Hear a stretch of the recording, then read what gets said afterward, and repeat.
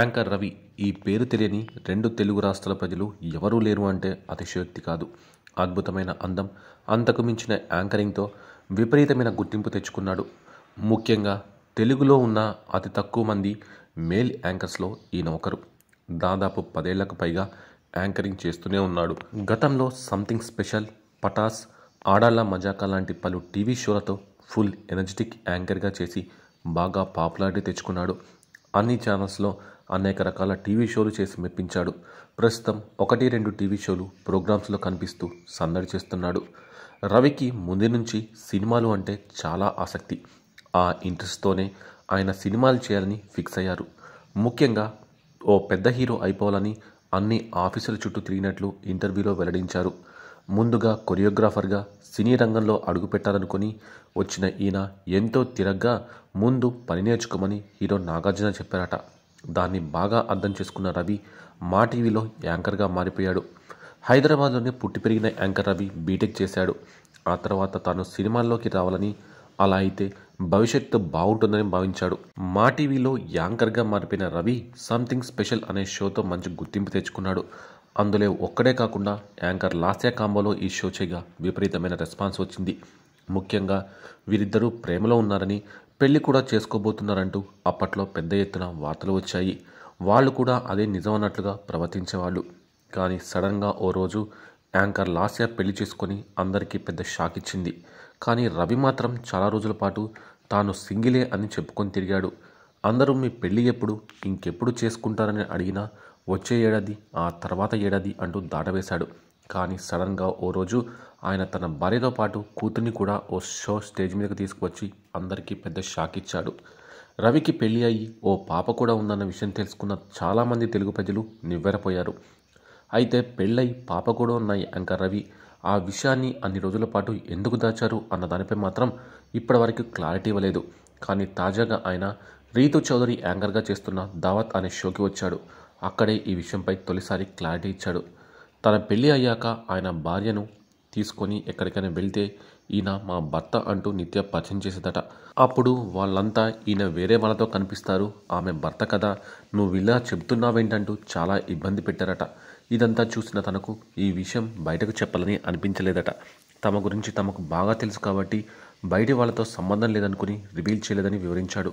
కానీ ఆ తర్వాత రివీల్ చేశానని ఒక షో ద్వారా చెప్పడం వల్ల అందరికీ నిత్యనే తన భార్య అని, వియా తన కూతురు అన్న విషయం అర్థమైందని చెప్పుకొచ్చాడు. ఇక బిగ్ బాస్కు కూడా వెళ్ళారు. అక్కడే మోడల్ లహరి శ్రీతో చాలా స్నేహంగా ఉన్నారు.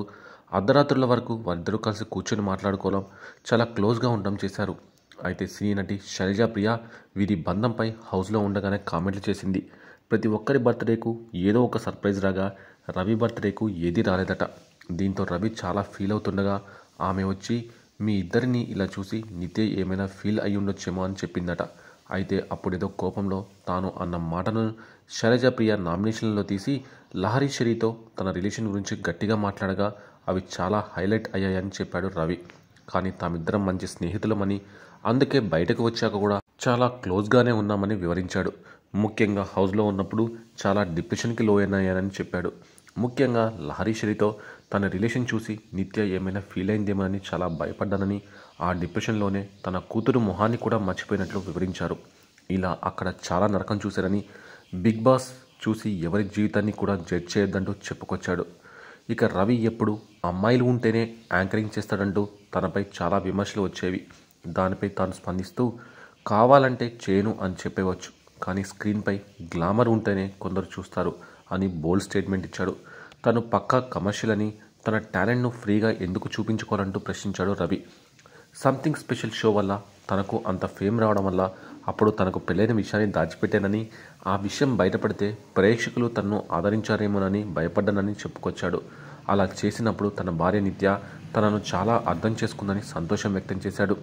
రవిపై ఎన్నో రూమర్స్, కాంట్రవర్సీలు క్రియేట్ అయ్యాయి.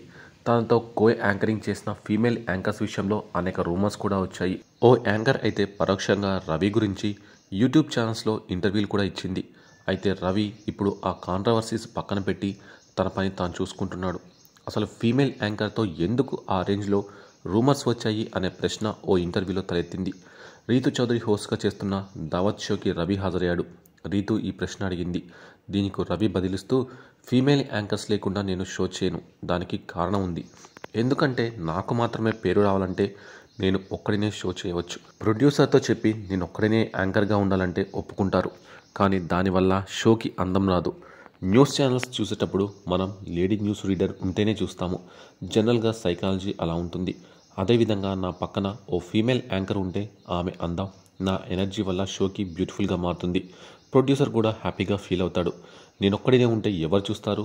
నేను మంచి కంటెంట్ ఇవ్వగలను, కానీ ఆడియన్స్ చూసేలాగా చేయలేను. దానికి గ్లామర్ యాడ్ అవ్వాలి అని రవి అన్నాడు. నేను చాలామంది ఫీమేల్ యాంకర్స్తో వర్క్ చేయడానికి కారణం అదే. ఆ క్రమంలో నాపై చాలా రూమర్స్ వచ్చాయి. నన్ను కొంతమంది తప్పుగా అర్థం చేసుకున్నారు. కానీ అదంతా షో కోసమే. ఇది జనాల్లోకి తప్పుగా వెళ్తుంది అని భావించినప్పుడు ఇక ఫీమేల్ యాంకర్స్తో ఎంతలో ఉండాలో అంతలోనే ఉండాలి అని డిసైడ్ అయినట్లు రవి పేర్కొన్నాడు. ఫీమేల్ యాంకర్స్ గ్లామర్ ఉపయోగించుకొని షోకి పాపులారిటీ తీసుకురావడం మాత్రమే తన ఉద్దేశం అని రవి చెప్పుకొచ్చాడు. అసలు కొరియోగ్రాఫర్గా పనిచేసే రవి యాంకర్ ఎలా అయ్యాడు అనేది కూడా చెప్పుకొచ్చాడు. యాంకర్ రవి మాట్లాడుతూ, చిరంజీవిలా పెద్ద హీరో అయిపోవాలని ఇండస్ట్రీకి వచ్చాను. మొదట నేను కొరియోగ్రాఫర్గా పనిచేసేవాడిని.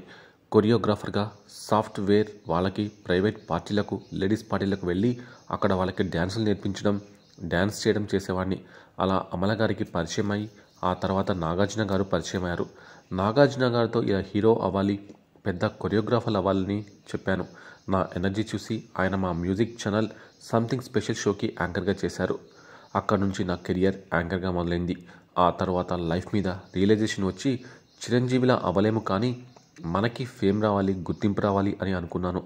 దానికోసం ఆ సంథింగ్ స్పెషల్ షోని ఇంకా స్పెషల్గా ఏం చేయాలని కొత్తగా ట్రై చేసి లేడీ యాంకర్ని తీసుకొచ్చి ఆ షోని పెద్ద హిట్ చేశామని చెప్పుకొచ్చాడు రవి.